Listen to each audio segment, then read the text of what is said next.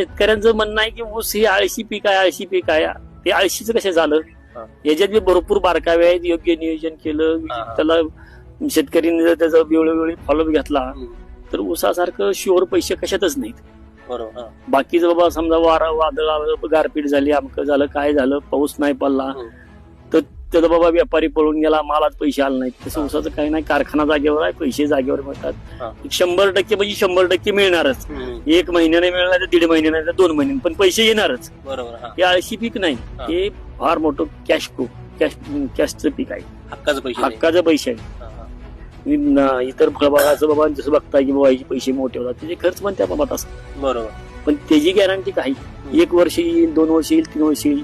एखाद्या वर्षी गेलं तर मागचं ती त्यात भर टाकावं. तसं ऊसाचं नाही. येणार म्हणजे येणार, थोडस कमी जास्त होईल पण येणारच 100%. फक्त आळशी नाही. आळशी हे लोकांनी जी ग्रह धरला ही चुकीचं ग्रह आहे. हो, पूर्वीचं होतं की पूर्वी आळशी पीक होतं, कारण पूर्वी जमिनीला भरपूर शेणखताचा वापर होता. त्याच्यामध्ये कमी एनपीके टाकलं तरी ती ऊस चांगला येत होता, पण जमिनी जिवंत होत्या. आता तसं नाही. एनपीकेचा जसा वापर वाढला तसं ते पीक आळशी राहिलेलं नाही. आता एकदम टेक्निकली झालं. काटेकोरपणानं जर केलं